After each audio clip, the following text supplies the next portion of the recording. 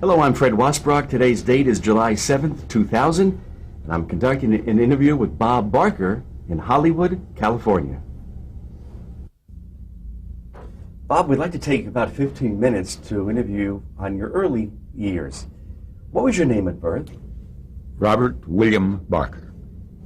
Did you have any nicknames at all? When I was a little boy, they called me Billy. My father's name was Byron John Barker, and he didn't like the name Byron John, and everyone called him Bill. So they started calling me Little Bill, and then they called me Billy for years. When were you born? I was born in 1923, December 12th. Where were you born?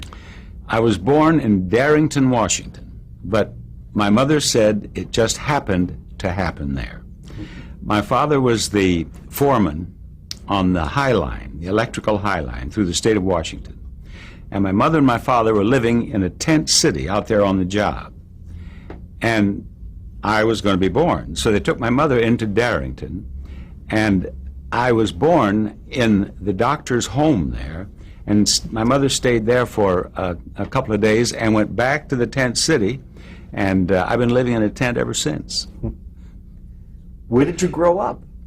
I grew up in Mission, South Dakota, on the Rosebud Indian Reservation. If you would you please talk about what your life was like growing up next to an Indian reservation? Well, I wasn't actually next to it. I was on it.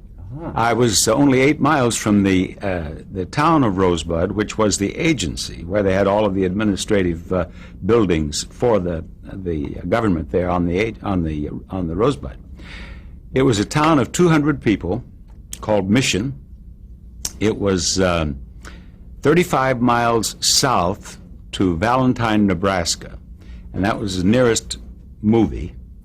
45 miles west to Winter. 8 miles east to Rosebud. I never went north because it was so cold where I was. I didn't want to go north from there. And it was wonderful growing up there. It was wonderful. Just down below the town was the Antelope Creek, not the creek, the creek. And just west of town there was a big dam where we ice skated. And just east of us was the Rosebud boarding school. And there, an Indian boy could begin in the first grade and actually live there at government expense and go all the way through high school, through the 12th grade. So when I was just a kid, just in the second, third, fourth grade, I played basketball on the Mission Midgets, and we'd go out to this boarding school and play their teams and play at the half times of the high school games, which were a big attraction there, of course. And it was a marvelous place for a kid of that age. We played baseball right in the center of town, or went down to the town Diamond, which was down a hill from us, and roved all up and down that creek. And we used to, when they have just terrific blizzards out there on the prairies of South Dakota, and when we knew that there was a blizzard coming, sometimes we would go down on the creek and tough it out down there, build a fire, you know. And we had a wonderful time. I remember one time, they had a little park down there. And there was no sewage, of course, in this town at that time. And sewage disposal plants type thing, I mean. They had privies down there. And it got so bad that we decided to build a fire in the privy, which we did. And we set the privy on fire, and it caught the trees on fire. And blizzard or no, we fled. And we were very unpopular with some of the townspeople for a while. Oh, that's funny. Bob, we just talked about your dad, and we know what your father did. What was your mother's name, and what did your mom do? My mother's maiden name was Matilda Kent Tarleton, and she was the daughter of a minister, a Methodist minister, who he had several churches. They lived in Arlington, and he died in Hot Springs, South Dakota. They were there, and she grew up there in South Dakota, and she studied biology And when she graduated, she went to Dakota Wesleyan in Mitchell, South Dakota. And when she graduated, she went out to the little town of White River in South Dakota and became a biology teacher in the high school there. And that was where she met my father. She was there. My father was in Winter, South Dakota, and they met. And when they were married, why, electricity was a relatively new thing in many communities at this time. And they were building these huge high lines in many areas of our country. And my father would follow these big jobs around. That's why he happened to be in Darrington, and why my mother said it happened to happen in Darrington. From there, he went to, he was in Seattle for a while, then he went down into Texas. And my mother, she didn't teach anymore after they were married. She just took care of me in the house. Did you have any brothers or sisters? I have a half-brother. My father died when I was only 6 years old, and my mother remarried when I was about 12. Any hobbies growing up as a young boy? Well, we all had the same hobbies in Mission. In basketball season, we played basketball. In football season, we played football. In baseball season, we played baseball. And in track season, we ran track. And we all loved sports of all kinds. My dream was to pitch for the St. Louis Cardinals. That's what I wanted to do. In the summertime, I would go down to Springfield, Missouri, where my grandmother lived. And Springfield was a farm club of the St. Louis Cardinals. And I'd join the knothole gang and go to every baseball game all the time I was down there. And I became a great Cardinal fan. And I wanted to pitch for the Cardinals. Only one thing prevented it, a total lack of talent. I was good enough to pitch for the Mission Midgets, but not good enough for the Cardinals. Although I must say, I've mentioned that in interviews over the years, and years ago I went back to St. Louis to do a show, and Whitey Herzog was the manager of the Cardinals at that time, and being the fine fellow he is, Whitey had read that I had always wanted to pitch for the Cardinals. He had me out to the ballpark, and he gave me a little bag that I still carry to the studio every time I tape. He gave me a handsome Cardinals jacket that I wear anytime it's below 80 degrees. And the Cardinals signed me to a contract. And I get $1 a year from the St. Louis Cardinals so long as I do not pitch. Whitey said you throw out one ball, null and void. Good story. Well, what kind of student were you academic-wise? In Mission, I was a good student. I did very well. I went through the 8th grade there. And then I spent high school forgetting everything I'd learned in grade school. I had other things on my mind. What did you want to be? Now you're in high school. What did you want to be when you grow up? Well, I still dreamt of pitching for the Cardinals until about the 9th grade. I stopped growing. And I went through a period there when I knew I was not going to be big enough to pitch for the Cardinals, you know. And I really didn't know what I wanted to do. I went on through high school, and I even got into college without knowing what I wanted to do. I love sports, but I knew I was never going to be a professional athlete. What high school did you attend? Central High School in Springfield, Missouri. I was 6, as I said, when my father died. And then my mother went back up to South Dakota. And that's why I grew up on this reservation, because she went up there to teach. This was during the Depression.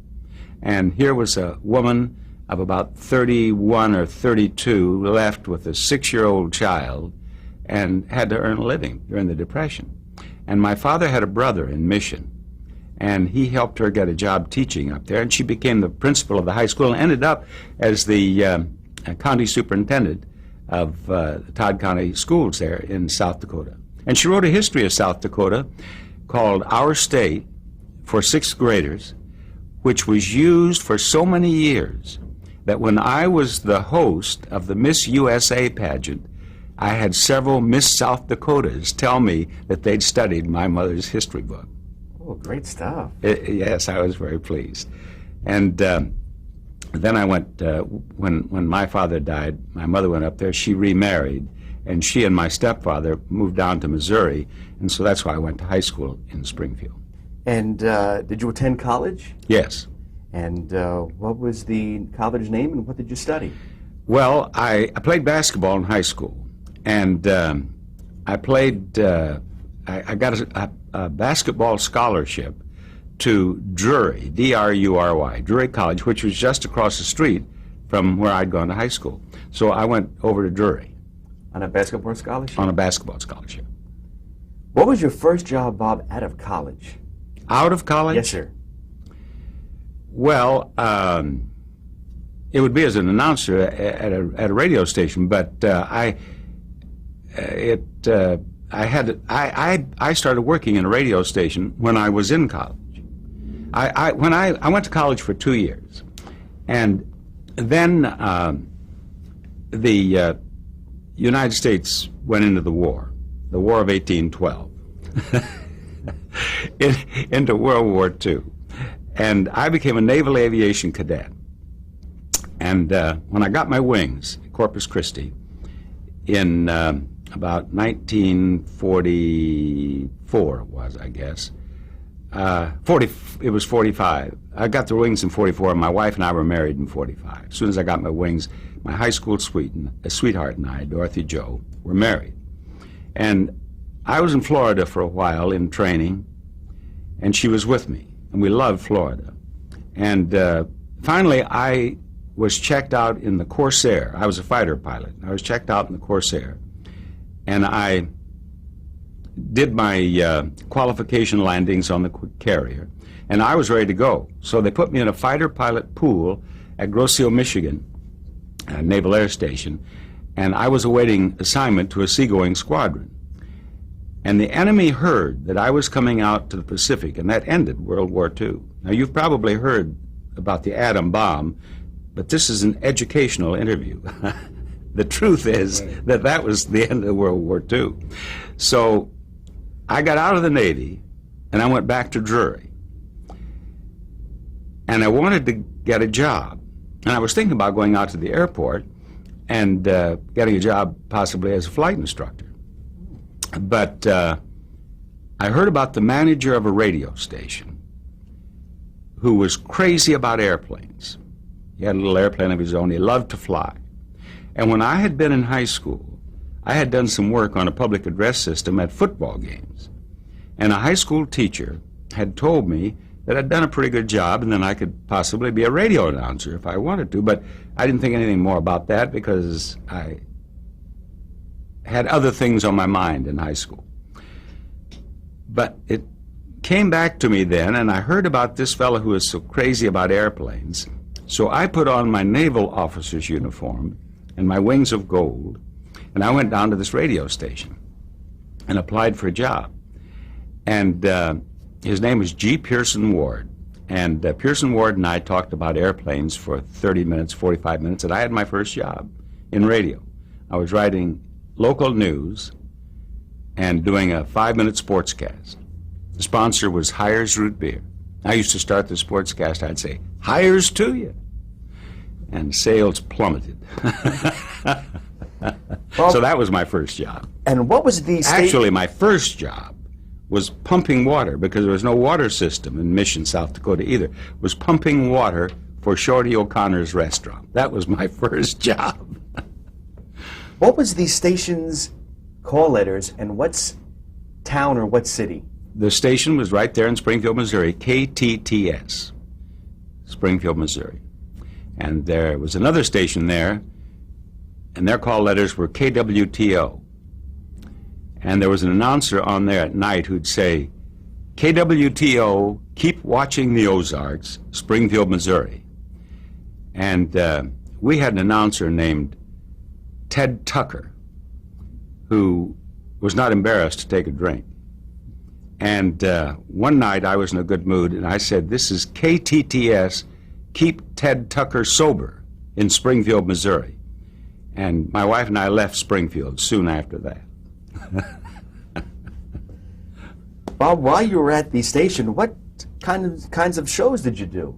I did all kinds. I started out doing just that sportscast, but I I became a staff announcer, and I was a disc jockey, probably the only tone-deaf disc jockey in history. I did all kinds of shows, but I had the opportunity to do my first audience participation show right there. And that's what they called them then, audience participation shows. No one called them game shows. I had never heard the name game shows until Concentration, the first Concentration with Hugh Downs as host. They called that a game show, which indeed it was. Hugh would just say, who are you, where are you from, what number do you want? So it was a game show. But I started out when, well, one of the most popular radio shows on the air when I started was right here in Hollywood. It was called Breakfast in Hollywood, hosted by Tom Brenneman. And it was a live show, of course. Everything was live then. Tom walks into the restaurant. He starts talking with some people at this table.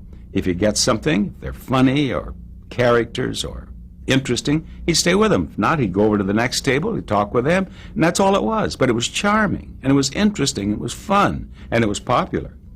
And Art Linkletter was doing House Party at that time. Ralph Edwards, who eventually put me on national television, was doing Truth or Consequences himself.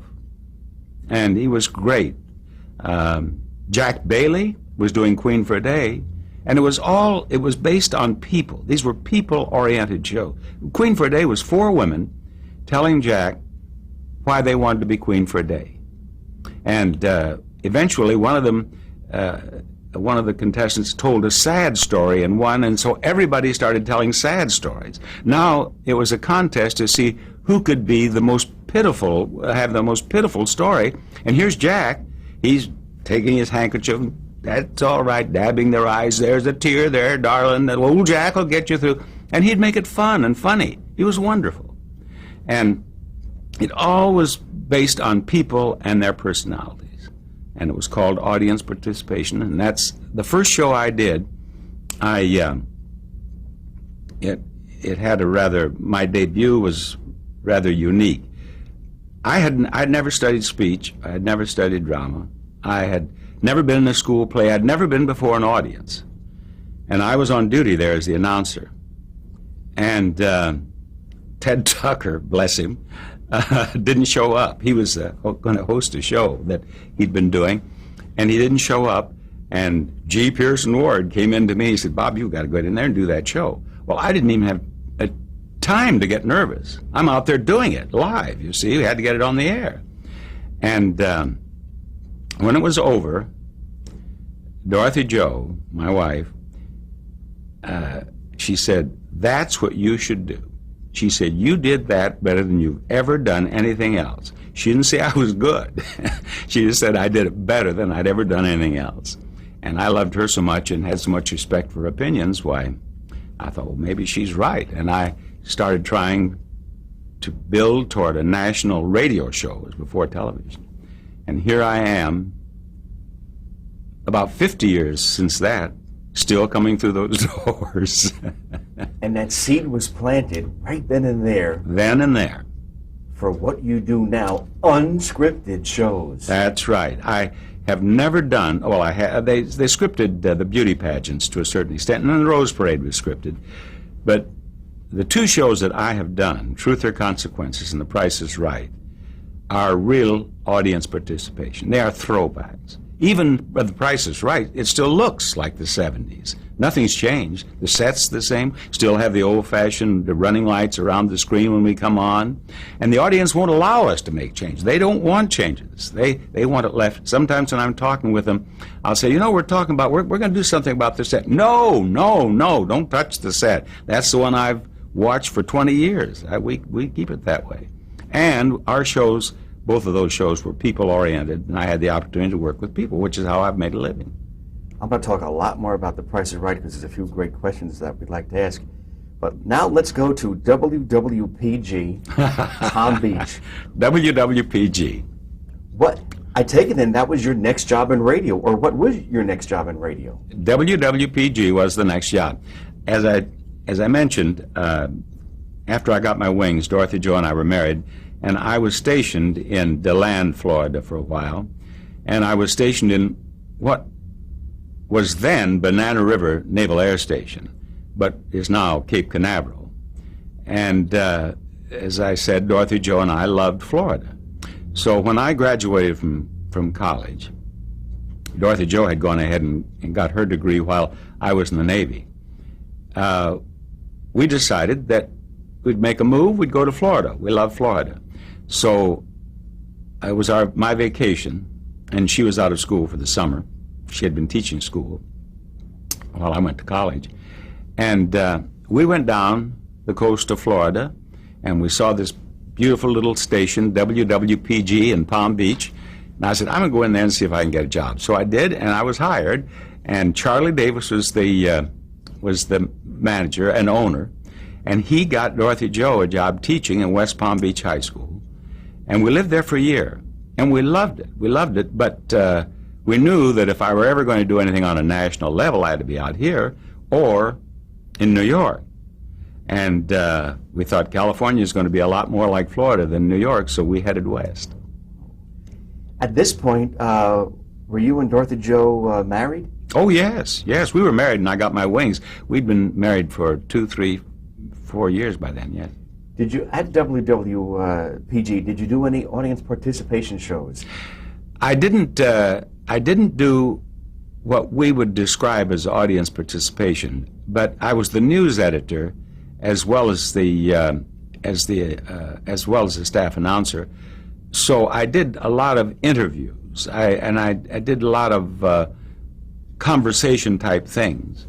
The highlight of my stay at WWPG was being Santa Claus. I was the greatest Santa Claus in the history of radio. There's no doubt in my mind about that. And I would go over to this store and put on my Santa Claus outfit, and I lived it. I loved it. I had more fun talking with those kids and their parents in some cases too.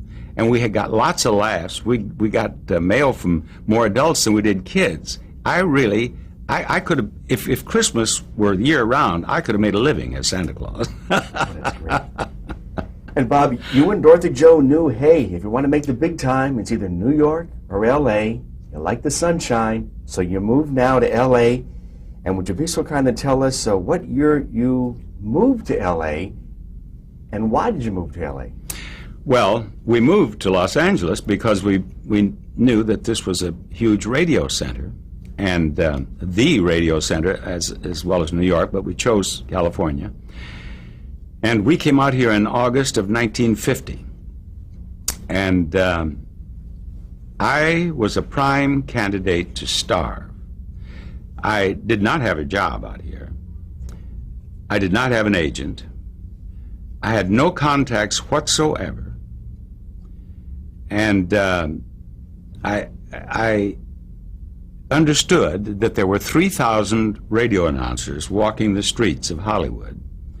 And this was the days of the big God-given voice, you know, Jimmy Wallington, Del Sharbutt, and I did not have that, and I knew it. So I figured 2,999 of these fellows had a better chance than I. So I went over here on Sunset Boulevard. It was KFMV, and it was an FM station, one of the first, and it was going to be the mother station for an FM network, I understood. So I thought, I'll go there. I'll get a job as a salesman. I'll sell an audience participation show, and I'll host it. Well, I went in, and I met with the sales manager, and it didn't take him long to realize that I had never sold anything, which I hadn't. But he said, let's go out here to the San Fernando Valley. He said, I'm trying to sell a supermarket, a show out there, to originate in the market. He said, you go out there with me, you help me sell it, and you can host it. I said, let's go. So we went out there, and we struck out. But in addition to being the sales manager of the station, he was also the manager of an apartment house. So on the way back, he wanted to stop at an appliance dealer's and get some appliances for the apartment house. And I went in, and this appliance dealer found out what I wanted to do, and he said, listen, he said, I can get the Department of Water and Power Auditorium on Lancashire Boulevard free. He said, they will supply me a home economist who will demonstrate a range at a cooking class or a washer-dryer in a laundry class or whatever. He said, I'll get Hot Point to pay half of it. Hot Point was one of his appliance sponsors. And I will get, what was the old television that they had a round screen. Do you remember? I can't think of the name of it for just a moment. But in any event, they would pay the other half. I said, but he said, I need a show that will cause women to come to this auditorium. And he said, you come up with that, we'll start it. So I went home, and Dorothy Jo and I worked on this script that night. I went in the next day and told him our ideas, and it was just audience participation. It was fun with little games, and this sort of thing. And he liked it, and we started that. And it was a hit. And it was a hit not only in that it got listeners, but it was a hit in that it attracted the crowds, but most important to the future for Dorothy Jo and for me was the fact that other appliance companies and other utilities became interested, because nothing like this had ever been done before. And they came from all over town to see this show and see how it worked. And it got me my first show show to host on television. Westinghouse came out to look this over, and they hired me as host for a show called called Your Big Moment.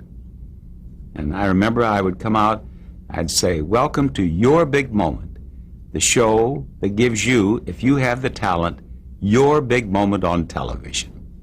And we gave a lot of people who had no talent their big moment on television too. But it was the start for me in that field of television. That was not only my first show to host, it was my first appearance on television. And this radio show, Southern California Edison came out and looked at it. Now, Southern California Edison supplies electricity for all of the communities surrounding Los Angeles, and they loved it. And they said, we have auditoriums all over Southern California. How would you like to do a lot of shows instead of this just one? I said, I'd like that. So Dorothy Jo and I started doing those shows for them. And we would go to the beach and do a show at Playa del Rey and one at Santa Monica, and two in a day. We'd go out, we'd do Ontario and San Bernardino, or Pomona and Ontario. We'd go up and do Ventura and Oxnard. We did shows all over Southern California. And it was the greatest training for me that I could possibly have. I would go into an auditorium on a beautiful day, it would be packed, and the place would be jumping. It rained. I remember one time it rained in Ventura, and I did a show for 11 women. These were live shows. And I needed 13 contestants. Fortunately, Dorothy Jo did voices as well. So we got through it. But I learned a lot. And it was just a wonderful opportunity for me. Bob, we're going to come back. We're going to change a quick tape and talk a little bit more about KWYK.